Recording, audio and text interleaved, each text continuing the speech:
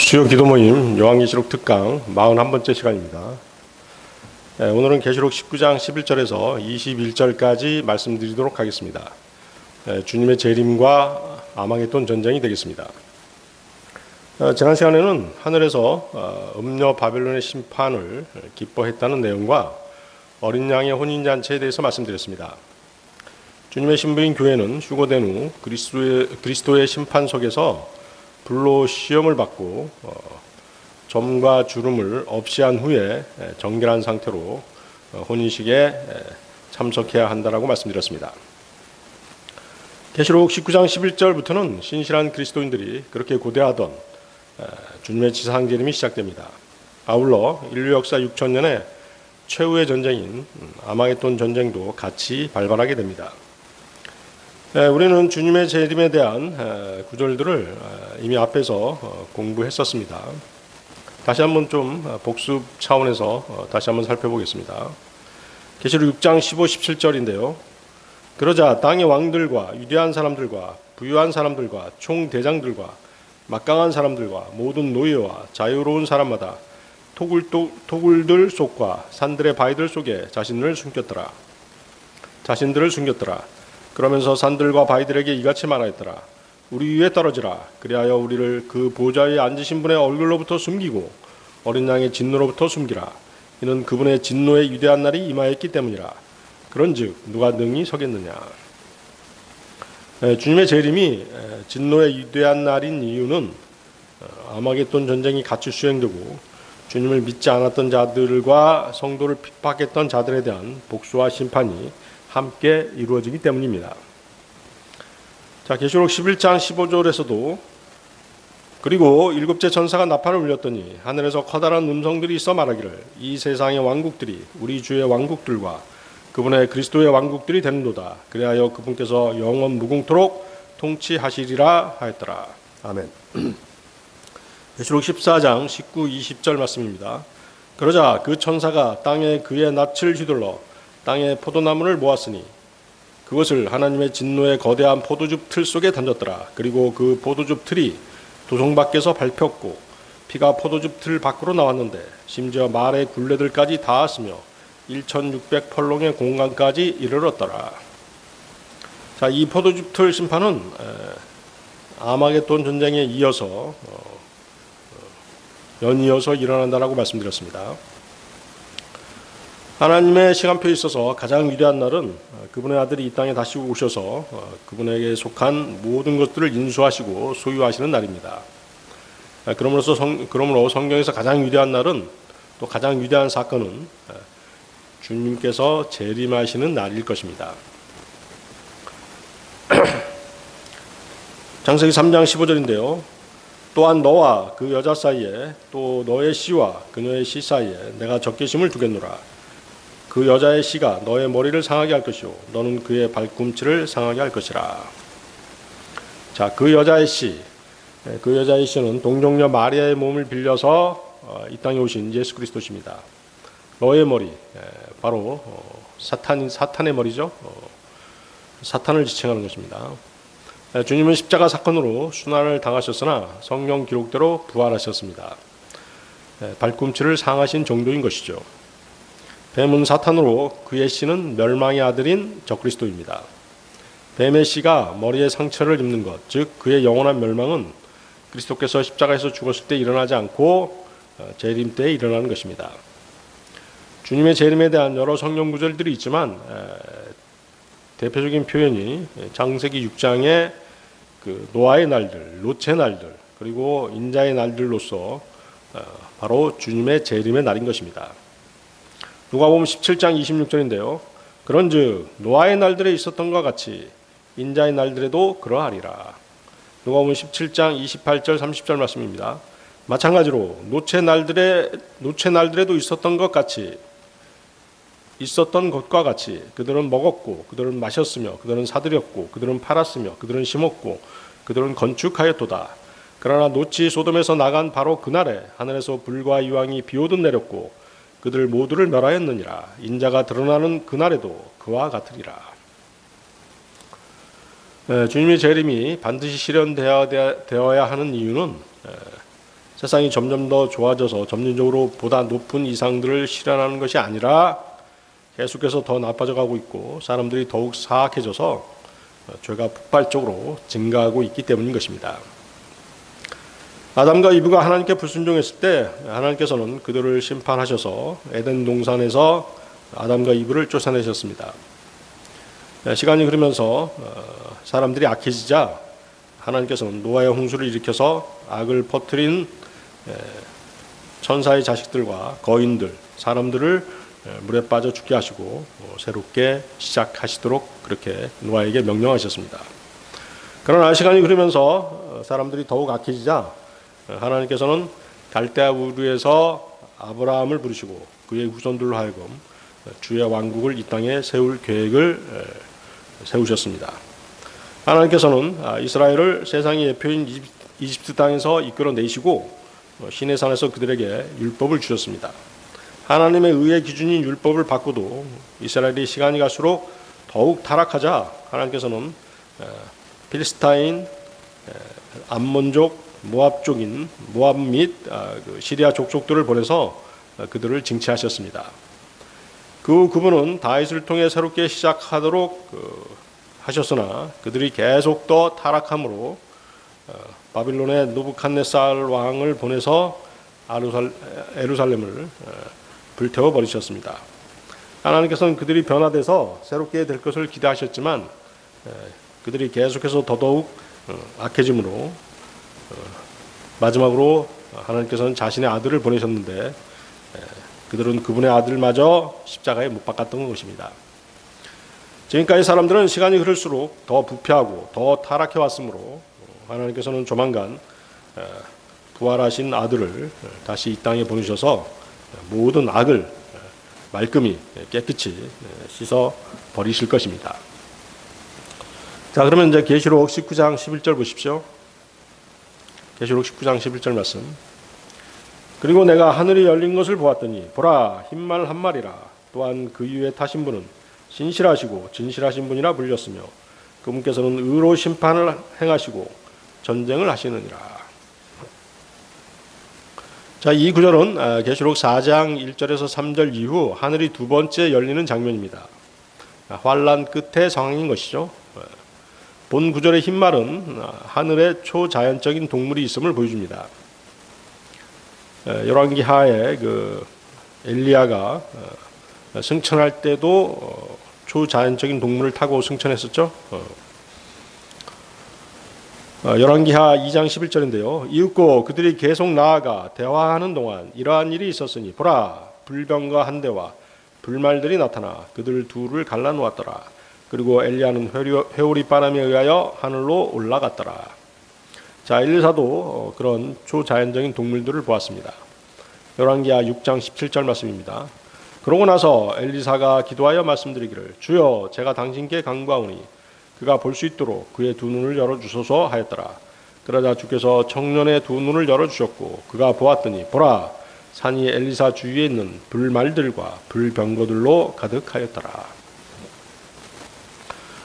자, 신말 위에 타신 분은 신실하시고 진실하신 분이시며 의로 심판하시는 분이십니다. 계시록 19장에서는 의라고 하는 단어가 반복적으로 계속 등장하고 있습니다. 계시록 19장 2절에는 이는 그분의 심판들이 진실하고 의롭기 때문이요. 계시록 19장 8절에서도 고운 암호포가 성도들의 의이기 때문이라. 그래서 이 흰말 타신 분은 의심할 여지가 없이 하나님의 의이신 주 예수 그리스도십니다. 주님은 막 지상재림을 앞두고 계십니다. 그런데 우리가 배웠던 계시록 6장에서도 흰말 탄 자가 나왔었습니다. 계시록 6장 2절 한번 보십시오. 계시록 6장 2절. 그리하여 내가 주시하였는데 보라 흰말 한 마리라. 그리고 그 위에 탄 자는 활 하나를 가졌으니 한 왕관이 그에게 주어졌더라. 그런즉 그가 밖으로 나가서 정벌하고 또 정벌하였더라. 계시록 6장 2절에서의 흰말 탄 자는 정벌하고 또 정벌하는 자입니다. 자, 주님의 행보하고는 다르죠. 주님은 심판을 행하시는 분이십니다. 계시록 19장 11절을 보면 그분께서는 의로 심판을 행하시고 전쟁을 하시느니라고 말씀하시죠. 주님이 벌이는 전쟁은 이 땅의 사람들에 대한 심판입니다. 하나님의 의이신 주님을 믿지 않는 사람들을 그들의 죄로 심판하신 것입니다. 그들의 죄로 인해 심판을 하시는 것이죠. 따라서 계시록 6장 2절에서의 흰말 탄 자는 주 예수 그리스도를 모방하는 적그리스도입니다. 그는 평화를 무기로 세상 나라들을 정벌하는 자인 것입니다. 자, 계시록 19장 12절로 가겠습니다. 그분의 두 눈은 불의 화염 같았고 그분의 머리 위에는 많은 왕광들이 있었더라. 그리고 그분께서는 기록된 한 이름이 있었는데 아무도 모르고 오직 그분 자신만이 아셨더라. 자, 예수님의 형상에 대해서는 계시록 2장 18절에 이미 소개가 됐었습니다. 계시록 2장 18절 하나님의 아들 곧 그의 두 눈이 불의 화염 같고 그의 두 발이 정제된 놋 같은 이가 이런 것들을 말하노라. 그렇죠? 두 눈이 불의 화염 같고 그의 두 발이 정제된 놋 같은 이. 또 재림하시는 주님의 머리 위에는 많은 왕광들이 있습니다. 적그리스도의 머리 위에는 한 왕관만 있었죠. 그렇지만 주님의 머리 위에는 많은 왕관들이 있습니다. 자, 많은 왕관을 쓰신 이유가 뭘까요? 그것은 주님이 만왕의 왕이시라는 표식인 것입니다. 디모데전서 6장 15절인데요. 그분께서 그분의 때들에 자신의 나타나심을 보이시리니 그분께서는 찬양받으시는 유일하신 최고 통치자시오 만왕의 왕이시오 만주의 주시로다. 계시록 19장 16절 그리고 그분께서는 자신의 겉옷 위와 자신의 넙덕자리 위에 만왕의 왕이요 만주의 주라고 기록된 한 이름을 가지고 계시느니라. 자, 계시록 19장 12절 계속 보시겠습니다. 그분께는 기록된 한 이름이 있었는데 아무도 모르고 오직 그분 자신만이 아셨더라. 자, 주님의 성호에 대한 말씀이죠. 출애굽기 3장 14절에서 하나님이 모세에게 나타내신 주 하나님의 이름이 있었습니다. 그분의 성호가 있었죠. 출애굽기 3장 14절 이에 하나님께서 모세에게 말씀하시길 나는 곧 나니라 하셨느니라. 이어서 그분께서 이같이 말씀하셨느니라. 너는 이스라엘 자녀들에게 이와 같이 말할지니 나이신 분께서 나를 너희들에게 보내셨도다 하라. 하나님의 성호를 뭐라고 나타내셨어요? 나는 곧 나니라. I am that I am이죠. 나는 곧 나니라.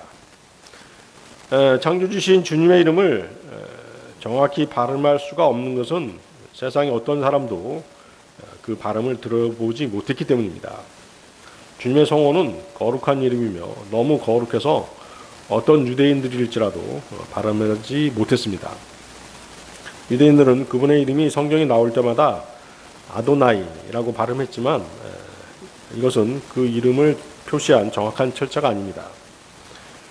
영어로 그분의 이름을 쓰게 되면 YHWH입니다. YHWH. 이 단어를 조합해서 나타낼 수 있는 정확한 발음은 존재하지 않습니다. 사람들은 자신이 지어내서 하나님의 성호를 멋대로 부르는 것이죠. 뭐 야훼, 뭐 혀를 구부려서 뭐 이상하게 발음하는 사람도 있습니다만은 보통 야훼 뭐 이렇게 부르죠. 하나님께서 주신 10계명 중 세 번째 계명이 주님의 이름을 헛되이 취해서 부르지 말라는 계명입니다. 출애굽기 20장 17절에 그 말씀이 나와 있습니다. 제3계명이죠.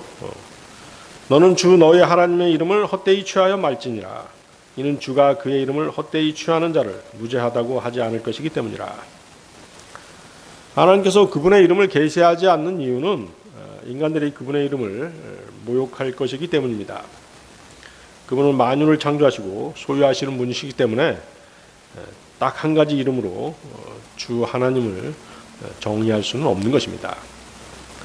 사사기 13장 17절 18절 말씀입니다. 사사기 13장 17, 18절 말씀.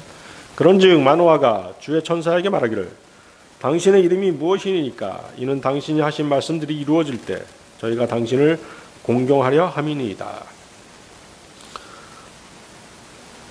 그러자 주의 천사가 그에게 말하기를 그것이 비밀인 것을 알면서 어찌하여 내가 나의 이름을 이같이 묻느냐 하였더라. 그것이 비밀인 것을 알면서, 그분의 성호는 비밀이기에 주님이 계시해 주지 않으면 아무도 알 수가 없습니다. 따라서 인간들은 그분의 이름을 알 수가 없는 것이죠. 안다고 해도 발음할 수 없습니다. 그분의 성호는 주님만이 아시는 것입니다. 계시록 19장 13절로 가겠습니다. 그리고 그분께서 피 속에 담겼던 겉옷으로 옷 입혀지셨더라. 그리고 그분의 이름은 하나님의 말씀이라 불리시니라. 그분께서 피 속에 담겼던 겉옷으로 옷 입혀지셨더라. 재림하시는 주님의 옷은 아마겟돈 전쟁과 포도즙 틀의 심판에서 원수들의 피로 인해 붉게 물들게 될 것입니다. 이 상황은 요한 사도가 장차 주님의 옷이 그렇게 대적들의 피에 푹 잠기게 될 것을 미리 본 것으로 이해해야 될 것입니다. 자, 거기 또 어떤 내용이 나왔습니까? 그분의 이름은 하나님의 말씀이라 불리시니라. 자, 말씀이 소문자로 돼 있으면은 기록된 성경을 의미한다라고 그렇게 얘기했었죠. Word of God, 소문자로 되어 있으면 성경이고, 말씀이 대문자 Word of God이라고 되어 있으면 예수 그리스도를 의미하는 것입니다. 자, 본문은 뭘로 되어 있습니까? 대문자로 되어 있죠. 그래서 본문은 주 예수 그리스도를 의미하는 것입니다. 주님은 말씀이 육신이 돼서 이 땅에 오신 분이십니다. 요한복음 1장 1절 2절 말씀인데요. 태초에 말씀이 계셨고 그 말씀이 하나님과 함께 계셨으니 그 말씀은 하나님이셨느니라. 바로 그 말씀이 태초에 하나님과 함께 계셨느니라. 요한복음 1장 14절. 그런즉 그 말씀이 육신이 되어 우리 가운데 지내셨으니 우리가 그분의 영광을 보았는데 아버지의 독생자로서의 영광이라. 은혜와 진리가 충만하였더라. 자, 이 구절들은 예수 그리스도의 신성과 주님이 영원전부터 계셨으며 삼위일체의 제2 신격이심을 선포하고 있습니다. 그러면서 그분을 말씀이라고 지칭하고 있죠. 그분 자신이 말씀, 곧 하나님의 표현이시기 때문입니다. 자, 좀 어려운 내용이고 영적인 내용입니다. 하나님께서는 말씀이라는 수단을 통해서 자신을 나타내십니다. 그렇죠? 언어가 있어야지 소통이 될 거 아니겠습니까? 그렇죠? 그래서 하나님께서는 말씀이라는 수단을 통해서 자신을 나타내시는데 바로 주 예수 그리스도를 통해서 자신을 나타내신 것입니다. 하나님 자신을 드러내신 예수 그리스도, 그분 자신이 곧 말씀이신 것이죠. 하나님께서는 예수 그리스도로 나타나신 것입니다. 예수 그리스도, 그분께서는 하나님의 나타나심 그 자체인 것입니다. 그러므로 그분의 모습이 곧 하나님의 모습입니다. 하나님께서 육신을 입고 스스로의 모습을 우리에게 나타나신 분, 그분이 곧 예수 그리스도신 것입니다. 그래서 우리는 하나님의 말씀인 성경을 읽을 때 사람의 말로 받지 않고 하나님의 말씀으로 받는 것입니다. 그렇죠? 여러분들도 그렇게 성경 말씀 또 복음의 진리를 받았을 때 하나님의 말씀으로 믿고 받았기 때문에 구원을 받은 것이지 않습니까? 데살로니가 전서 2장 13절 말씀입니다. 데살로니가 전서 2장 13절. 이런 까닭에 우리가 또한 하나님께 끊임없이 감사하노라. 이는 너희가 우리에게서 들은 하나님의 말씀을 너희가 받아들였을 때 너희가 그 말씀을 사람들의 말로 받아들이지 아니하였고 그 말씀이 진리 안에 있는 것 같이 오직 하나님의 말씀으로 받아들였기 때문이라. 그 말씀이 또한 믿는 너희 안에서 효과적으로 역사하느니라. 그렇습니다. 여러분들이 성경 말씀을 읽을 때 또 하나님의 말씀을 받을 때 성경 말씀을 받을 때 하나님의 말씀으로 받아들이지 아니하면 효과적으로 역사하지 않는 것입니다. 자, 말씀이 육신이 돼서 오신 분에 대해서 계시록 22장 13절은 또 뭐라고 말씀하시냐면요. 나는 알파와 오메가요 시작과 끝이요 처음과 마지막이라고 말씀하십니다. 알파와 오메가는 헬라어 알파벳의 첫 글자와 마지막 글자죠. 결국 나는 알파와 오메가요 라는 말씀은 성경을 통하여 하나님께서 하신 모든 말씀들이 곧 예수 그리스도이심을 뜻하는 것입니다. 이해하시겠습니까? 자, 계시록 19장 14절로 가겠습니다. 이어서 하늘에 있는 군사들이 흰 말들을 타고 그분을 따랐는데 희고 정결한 고운 암화포로 옷 입혀졌더라. 재림하시는 주님을 따르는 군사들이 희고 정결한 고운 암화포로 옷 입혀졌다라고 말씀하시죠. 자, 이 구절을 계시록 19장 8절하고 한번 비교해 보십시오. 계시록 19장 8절하고 비교하면 그분을 따르는 군대는 거듭난 성도들의 모임인 교회라는 것을 알 수 있습니다. 그렇습니까? 계시록 19장 8절 다시 한번 읽어보면 그리고 그녀가 정결하고 희고 고운 암화포로 차려 입혀지도록 그녀에게 허락되었도다. 이는 고운 암화포가 성도들의 의이기 때문이라. 그래서 희고 정결한 고운 암화포가 반복돼서 이렇게 표현되고 있습니다. 그래서 그들이 주님의 신부인 교회임을 알 수 있는 것이죠. 자, 이것은 이 시대에 거듭난 그리스도인들이 군에 징집된 주의 군사들임을 의미하는 것입니다. 그리고 그리스도인 군사들이 갖춰야 할 이 시대의 전쟁 무기는 육신적인 것이 아니고 영적인 것들이라고 말씀드렸죠. 고린도후서 10장 4절인데요. 이는 우리의 전쟁 무기들은 육신에 속하지 아니하고 다만 하나님을 통해 막강하여 강한 요새들을 무너뜨리기 때문이라. 그 영적인 무기는 두 가지가 있다고 말씀드렸는데요. 하나님의 말씀과 기도라고 말씀드렸습니다. 에베소 6장 17, 18절이 그 내용이죠. 그리고 구원의 투구와 성령의 검, 곧 하나님의 말씀을 붙들라. 성령 안에서 모든 기도와 간구로 항상 기도하고 모든 성도들을 위하여 모든 인내와 간구로 더불어 그 일에 깨어 있으라. 자, 그런데 교회가 영적 무기가 아닌 실제로 전쟁 무기를 들고 싸우는 실제 전쟁에 임하는 날이 있는데 그날이 바로 주님의 재림의 때입니다. 그리스도인들이 군사로 부름을 받은 것은 예수 그리스도의 재림 때 주님의 군대가 돼서 실제로 전쟁을 치르기 위함인 것입니다. 솔로몬의 노래, 솔로몬의 아가죠. 6장 10절입니다. 아침같이 내다보고 달같이 어여쁘며 해같이 청명하고 군기들을 든 군사같이 공포스러운 그녀는 누구인가. 교회를 표현하는 그런 구절이죠. 자, 이 구절에서 그리스도의 몸은 달과 해와 같고 군기를 든 군사처럼 공포스럽다라고 그렇게 표현하고 있습니다. 그래서 참된 교회는 무장한 말탄 군인들인 것입니다.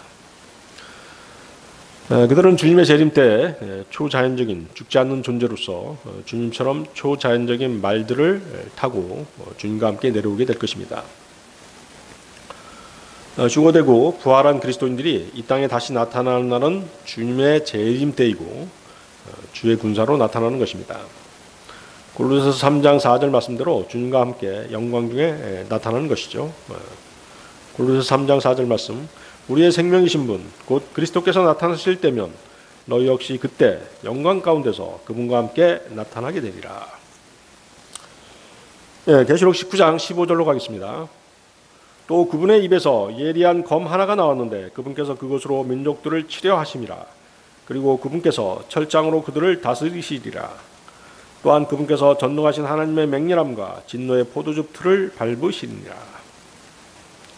자, 주님의 입에서 나오는 이 검을 영적으로만 해석할 이유는 없습니다. 영적으로 해석하면 하나님의 말씀이 되겠지만요. 지금 이 상황은 재림의 상황이고 주님이 재림할 때 땅에서는 적그리스도 군대들이 재림하시는 주님과 주님의 군대들을 향해서 총포, 미사일 등을 발사하면서 공격해 올 것이기 때문에 영적인 무기라기보다는 실제적이고 문자적인 검이라고 보는 것이 더 정확할 것입니다. 그래야지만이 주님의 옷이 피에 확실하게 적셔질 것이기 때문입니다. 이사야서 34장 5절 6절 말씀인데요. 이는 나의 칼이 하늘에서 흠뻑 적셔질 것이기 때문이라. 보라, 그것이 심판을 위하여 이두메와 위와 나의 저주의 백성 위에 떨어지리라. 주의 칼이 피로 채워지리라. 그것이 기름진 것으로 어린 양들과 염소들의 피로 순양들의 콩팥들의 지방으로 기름지게 되리라. 이는 주께서 보즈라에서 희생제물을 얻으시고 이두메아 지역 가운데 커다란 살육을 행하셨기 때문이라. 주님의 입에서 나오는 예리한 검으로 대적들을 치시고 이 땅을 철장으로 다스리실 것입니다. 철장은 주님의 통치 방식이 독재 철권 통치임을 알 수 있게 합니다. 주 예수 그리스도께서 군사 독재자로 재림하신다는 것은 시편에 이미 예언이 되어 있었습니다. 시편 2편 9절 말씀인데요. 너는 철장으로 그들을 부술지니라. 너는 토기장의 그릇처럼 그들을 내리쳐서 산산조각 낼지니라. 자, 계시록 19장 15절 그 뒷부분을 또 보십시오. 그분께서 전능하신 하나님의 맹렬함과 진노의 포도즙 틀을 밟으시리라. 네.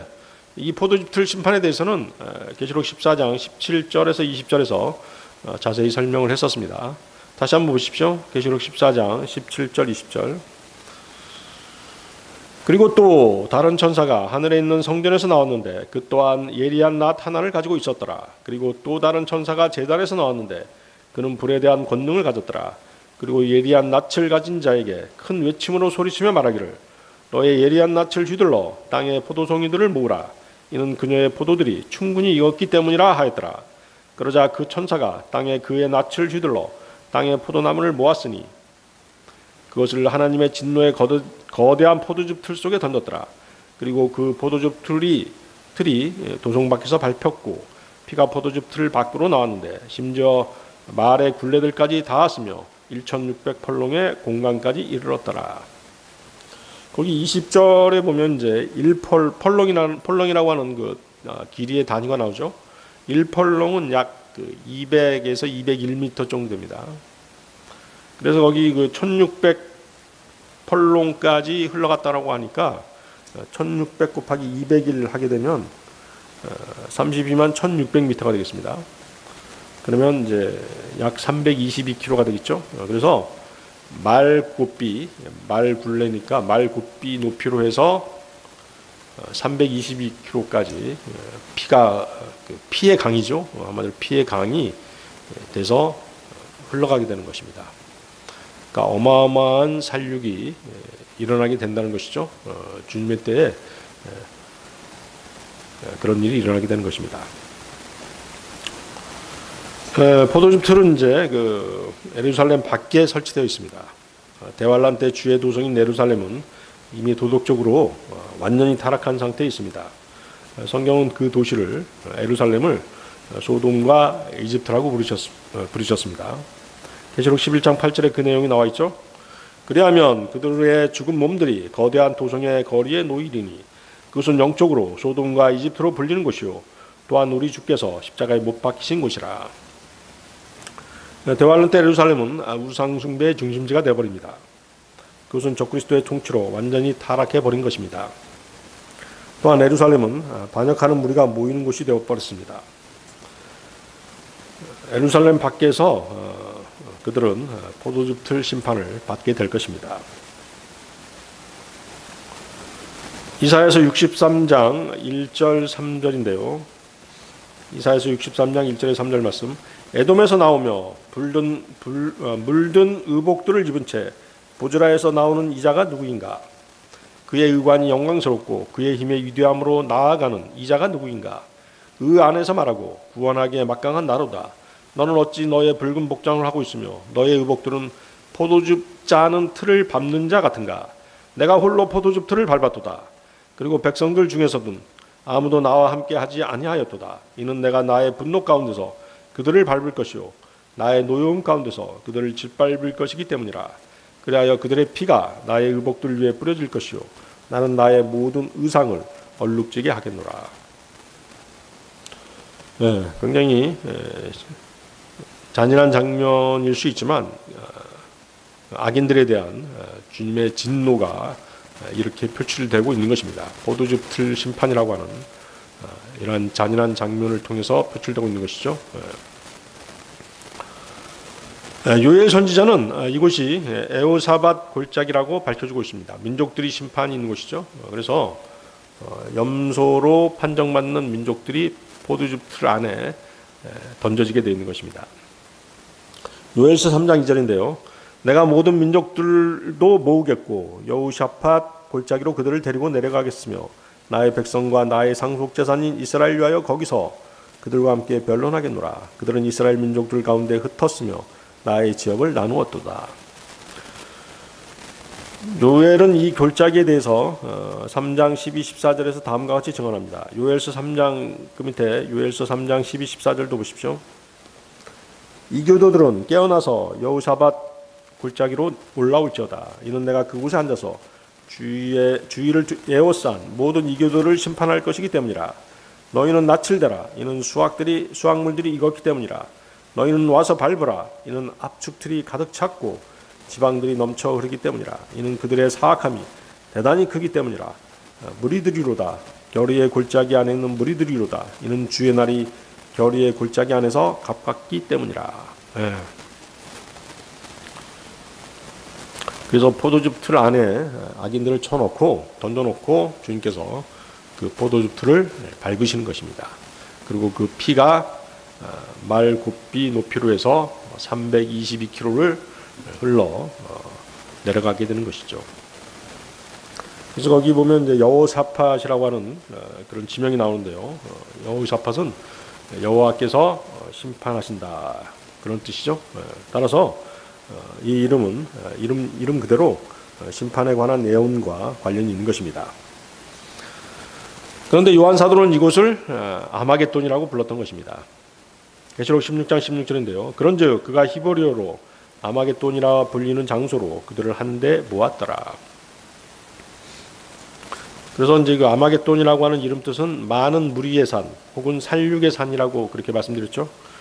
주님의 재림 때 적그리스도와 연합한 군사들이 그곳에 모여들 것이고 재림하시는 주님과 주의 군대들을 향해 총포, 화약류를 비롯해서 미사일 등등 모든 최신식 무기를 이용해서 재림하시는 주님과 주의 군대를 공격할 것입니다. 주님은 그들을 물리치시고 포도즙 틀 안에 던져 넣으실 것입니다. 그래서 포도즙 틀은 가득 찰 것이고 주님께서 직접 이 포도즙 틀을 밟으시는 것입니다. 주님께서는 이들을 완전히 진멸하실 것입니다. 자, 계시록 19장 16절로 가겠습니다. 그리고 그분께서는 자신의 겉옷 위와 자신의 넙덕자리 위에 만왕의 왕이요 만주의 주라고 기록된 한 이름을 가지고 계시느니라. 재림하시는 주님은 만왕의 왕이십니다. 킹 오브 킹스이시죠. 진화론자들의 주장처럼 세상은 점점 더 좋아지지 않습니다. 세상은 점점 더 악해져 가고 있고 로마 교회를 비롯한 소위 기독교계는 바른 성경을 거부하고 종교 통합을 통한 배교로 치닫고 있습니다. 이 인간 세상이 가지고 있는 모든 악과 불의, 자연의 오염과 인간성의 상실을 극복하는 방법은 만물을 창조하신 창조주가 오셔야만이 해결될 수 있는 것입니다. 요한복음 7장 7절 말씀입니다. 세상은 너희를 증오하지 못하느니라. 그러나 세상은 나를 증오하느니라. 이는 내가 세상에 관하여 세상의 일들이 악하다고 증하는 까닭이라. 자, 그렇게 세상은 말씀이 육신이 되어 이 땅에 오신 분을 증오하기 때문에 성령을 없애버리거나 성령을 변개시키고 개정하고 성령이 지닌 생명력을 파괴해서 사람들로 하여금 한갓 종교 경전으로 성경을 치부하게끔 만들고 있는 것입니다. 주님이 이 땅에 오실 때 낮고 천한 말구 위에서 태어나셨죠. 또 온갖 순환을 당하시고 십자가 위에서 고통스러운 죽음으로 돌아가셨습니다. 주님은 이제 왕들의 왕으로 재림하셔서 모든 것을 통치하시게 될 것입니다. 그리고 만물을 회복시키실 것입니다. 주님이 오실 때까지 만물이 새롭게 되거나 회복되지는 않는 것입니다. 사도행전 3장 21절인데요. 모든 것들을 회복하는 때들까지 하늘이 그분을 받아들여야만 하나니 곧 세상이 시작된 이래로 하나님께서 그분의 모든 거룩한 예언자들의 입을 통하여 말씀하신 것들이라. 모든 것들을 회복하는 때들까지 하늘이 그분을 받아들여야만 하나니. 그렇죠? 그분이 오셔야만이, 주님이 오셔야만이 만물이 회복되는 것입니다. 주님께서는 재림하시면 이 세상의 모든 왕들을 멸하실 것입니다. 대신 우리 거듭난 그리스도인들을 왕으로 세우실 것입니다. 계시록 1장 5절에서 6절 말씀인데요. 그리고 신실하신 증인이시오 죽은 자들 중에서 첫째로 나신 분이시오 땅의 왕들의 통치자신 예수 그리스도로부터 나온 은혜와 평안이라 우리를 사랑하시어 자기 자신의 피로 우리의 죄들에서 우리를 씻기신 그분께 곧 하나님이신 그분의 아버지를 위하여 우리를 왕들과 제사장들로 삼으신 그분께 영광과 통치권이 영원 무궁토록 있기를 바라노라. 아멘. 주님께서는 왕들이 된 성도들을 이끌고 재림하시는 것입니다. 천년왕국에서 성도들은 이 땅을 통치하는 통치자들이 될 것입니다. 그렇게 주님께서 재림하셔야지만이 세상은 정의롭게 되고 또 새롭게 되고 선하게 질서가 잡히고 진정한 평화가 도래하게 될 것입니다. 네, 오늘 여기까지 하겠습니다.